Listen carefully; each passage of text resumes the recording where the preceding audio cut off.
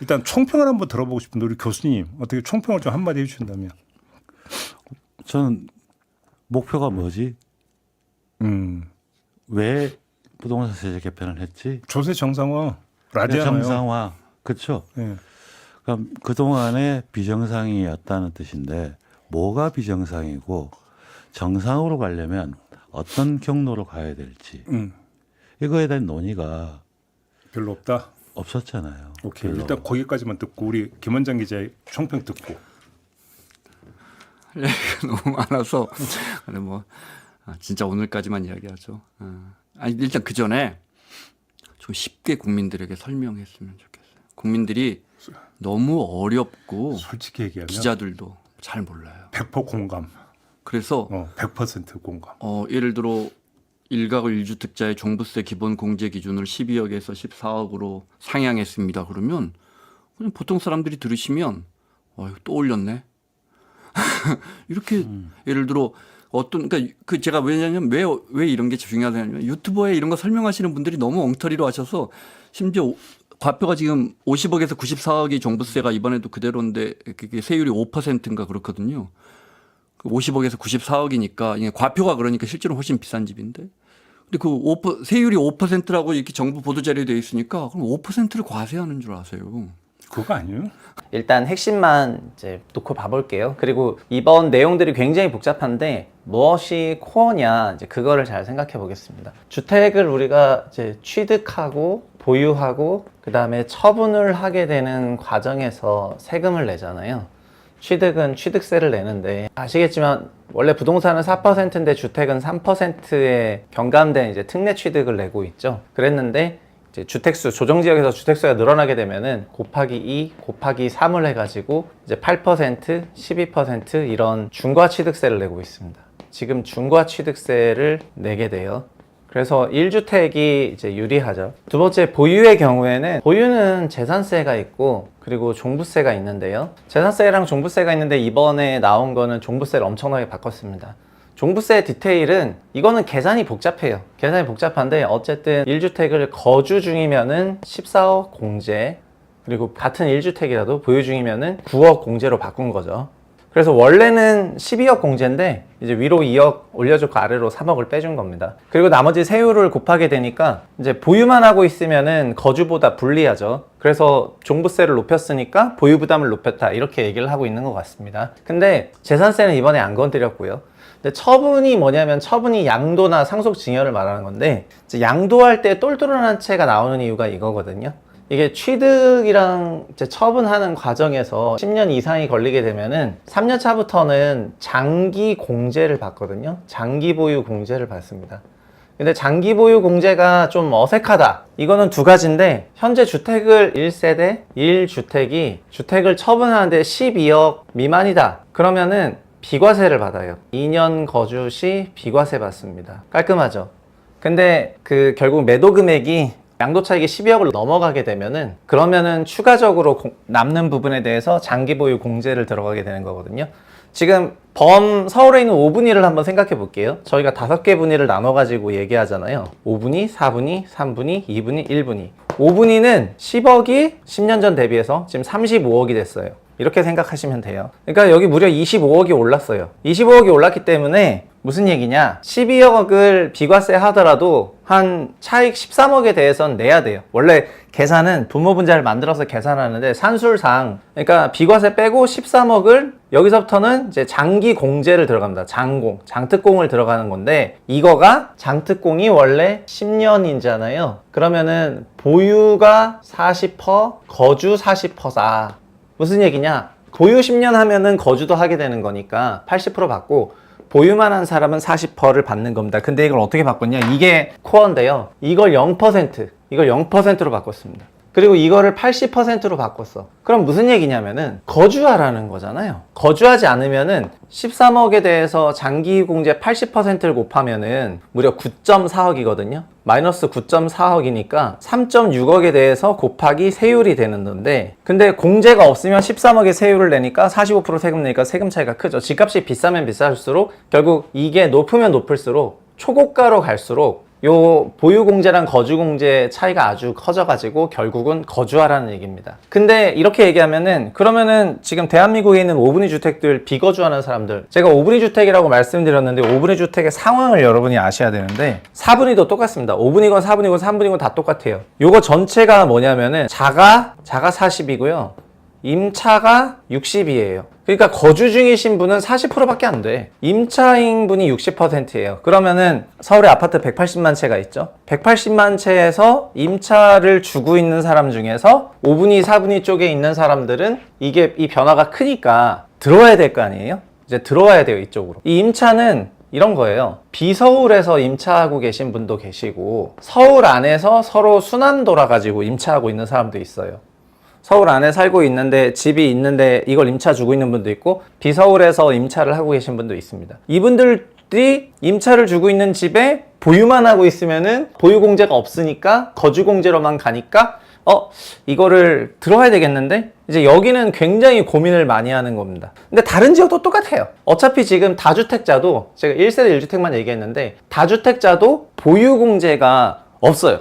그러니까는 여러 주택을 보유공제를 받을 수 있는 상황이 아니다 보니까 이게 그냥 뭐 보유하면은 실익이 없다 이 얘기입니다. 즉 그냥 다 거주하라는 겁니다. 그래서 이거를 실거주주의라고 하는데 그럼 여러분 서울에서는 임대차가 없어져야 돼요. 서울에 있는 임차인은 다 지금 집 사셔야 됩니다. 그러니까 남이 나한테 임대주택을 줄 이유가 없으니까 그냥 이제 사면 되는 거예요. 근데 그럼에도 불구하고 다 살 수 없으니까 결국에는 어디선가에선 분명히 마찰이 일어나겠죠. 근데 더 문제는 뭐냐면은 이런 겁니다. 이번 세법 개정안의 핵심이 이거예요. 장기보유공제. 종부세를 상향시키고 이거는 세법이 아닌데 이거는 페이크. 이거는 본질이 아니에요. 종부세는 얼마 올라가지도 않아. 왜냐면 전년비 200%로 묶어놨기 때문에 계산을 새롭게 할 필요도 없어요. 그냥 30억짜리 집이 500만 원 내다가 1000만 원 내는 겁니다. 그냥 그렇게 계산이 깔끔하게 끝나. 뭐 복잡하게 계산할 것도 없습니다. 아주 간단하죠. 그냥 이건 종부세 페이크고 근데 막 30억, 50억짜리 집을 갖고 있는데 보유 500만 원 내다가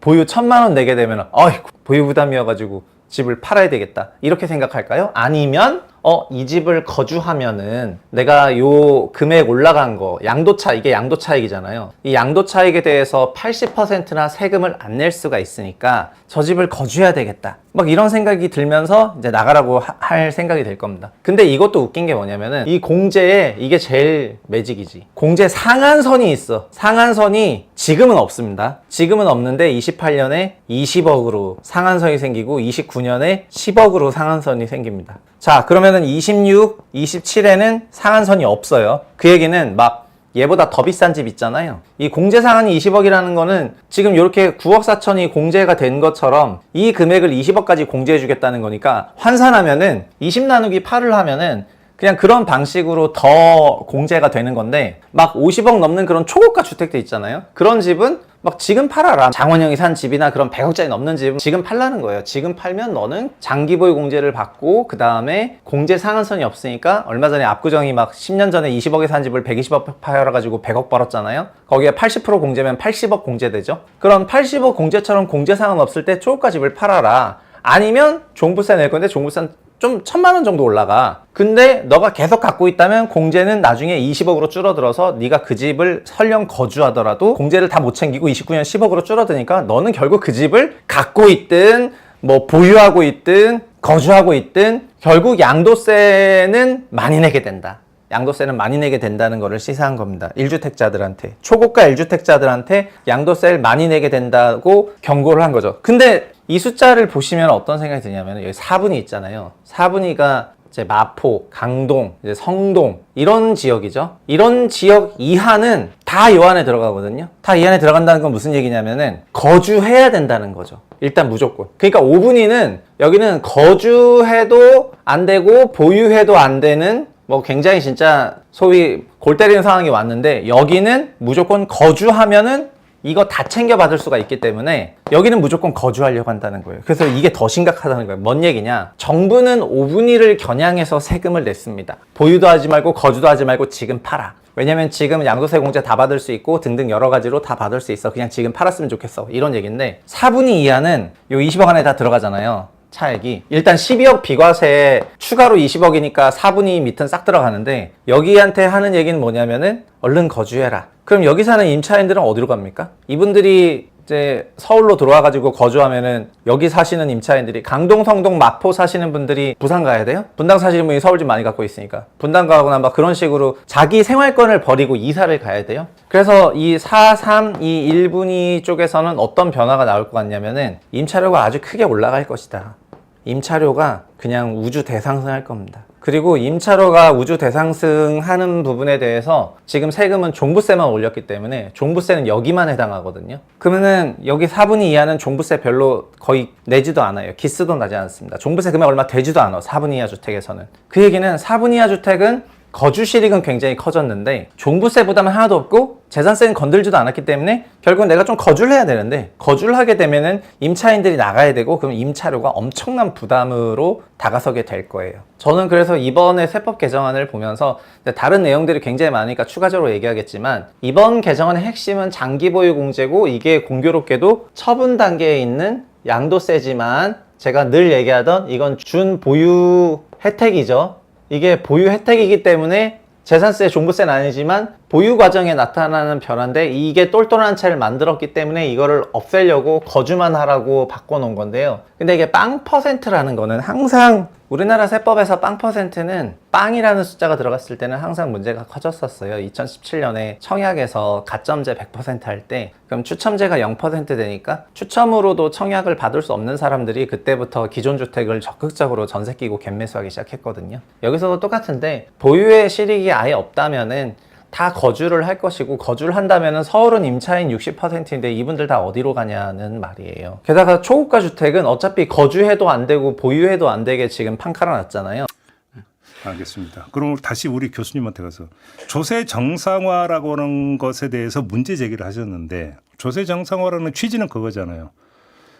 보유만 하고 거주를 안 하는 그다음에 초고가에 대해서는 그에 응당한 세금을 매겨야 된다. 이 취지 아닙니까? 왜 초고가에 대해서만 세금을 매기죠? 그럼 교수님이 이 자리에서 여러 번 얘기했잖아요. 초고가가 된 데에는 여러 가지 어떤 요인이 작동을 하는 거 아니냐. 그러니까 기본 가장 작은 데서부터 초고가까지 보유하고 있으면 어느 정도 기회를 받았기 때문에 어느 정도 내야 된다. 라는 설명이 있어야 되는데 없다. 그게 빠졌잖아요. 아, 그게 없다. 근데 초고가 근데 이게 참 어려운 게 우리나라 자본주의 사회고요. 자본주의 사회에서는 개인의 욕망을 추구해서 이익을 추구하는 행위가 경제를 움직이는 동력이에요. 근데 그걸로 돌아가는 경제에서 얼마 이상은 문제야. 이걸 설명할 수 있는 헌법적 원리는 딱 하나밖에 없어요. 헌법 119조 2항의 경제민주화 조항에 경제력 집중이나 이런 것들을 방지하기 위해서 일정 정도 규모는 제한할 수 있다고 되어 있죠. 근데 저는 교수님 그 비유가 저는 아주 찰지고 잘 이해가 되는데 고가 아파트가 된 게 예를 들어서 역세권 아파트는 가격이 올라갔는데 그러면 자기가 잘해서 올라간 거냐? 그게 아니라 국가가 인프라 깔아줘가지고 그래서 올라간 거다. 그러면 초고가이니까 문제가 아니라 초고가가 되는데 국가적 사회적 혜택을 많이 받으니까 그만큼 토해내라. 이 논리를 이해하면 이해가 되잖아요. 저는 그 논리를 하기 위해서는 정부에서 이번 세제 개편뿐만 아니라 세제를 이야기할 때부터 왜 우리가 세금을 내야 되고 누구는 세금을 더 내고 누구는 덜 내야 될지 이 논의를 해서 납득하고 아 내가 왜 세금을 많이 내야 되고 나 이걸 설득하는 과정이 더 중요하고요. 그 전에 누구라도 세금을 내고 싶지는 않을 거예요.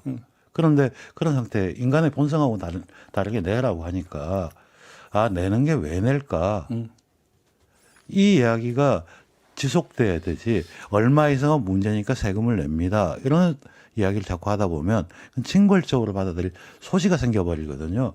아 이익을 추구했는데 이익을 얼마 이상 추구하는 건 문제야. 징벌이라는 표현은 언론 보도에도 많이 나오던데요. 이미. 예. 그렇게 해석되는 게 세금이 징벌이냐? 아니죠. 사회를 유지하기 위한 기본 비용이니까. 지난주에 이진우 기자랑 토론할 때 이 기자도 이 부분에 대해서 이야기해서 근데 그 부분은 이 기자 주장이 맞아요. 원론적으로는. 그러니까 50억짜리 집을 가진 사람이 지금 5억짜리 집을 가진 사람보다 조세 부담률이 훨씬 높은데 그러니까 실제 실효세율로 보면 지금 우리가 5억 10억짜리 집을 갖고 있는 분들은 실효세율이 0.1도 안 되는데 그분들은 0.3까지 올라와 있고 다주택자면 0.7, 0.8까지 올라가고 저 같은 사람이 맨날 미국은 1% 이상 낸다고 그러잖아요. 그렇게 따지면은 50억, 70억 갖고 계신 분들 또는 50억짜리를 2개 갖고 계신 분들은 나는 지금 미국만큼 세율이 미국은 아니죠. 미국의 낮은 주는 0.3도 있어요. 그럼 나는 미국만큼 내고 있는데 여기서 왜 나만 0.4%만 올려라고 이야기하신다면 이제 선배가 이야기하신 것도 있지만 어느 정도는 타당하다고 봐야 되죠. 그래서 다 같이 올렸어야 돼요. 다 같이 올렸어야 되는데 지금 예를 들어 오늘 이제 제가 왜 이거 맨날 잘못된 팩트를 이거 제 사업 경제학전 사업도 아닌데 이걸 맨날 돌아다니면서 잘못된 팩트를 바로 잡고 다녀야 되는지 지쳐서 저도 청년 연애 실종 이런 거 이야기하고 싶어요. 진짜. 뭐 이게 왜 접으면서 얘기해서. 나는 그것도 맨날 중요한 이런 사회 거 문제인데 왜 짚어야지. 하는데 그래서 이제 그런 부분이 있지만 이제 거기에 대해서도 사실은 양쪽의 의견이 다 있는데 우리 국민들이 지금 어느 한쪽만 이렇게 바라보시는 게 왜냐하면 그것만 주장하는 마이크들이 전에 말씀드린 것처럼 너무 커서 예를 들어 왜 그러면 0.4%가 더 내야 합니까? 이 주장에 대해서는 아까 그 집주인분들이 억울할 수도 있지만 한마디로 하면 누진세 있잖아요. 이러면 끝나버려요.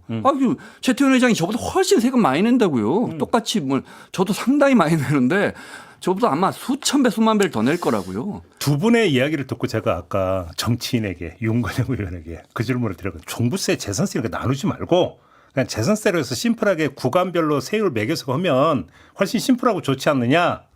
근데 정책 부담이 크지? 라고 물었더니 크다는데요.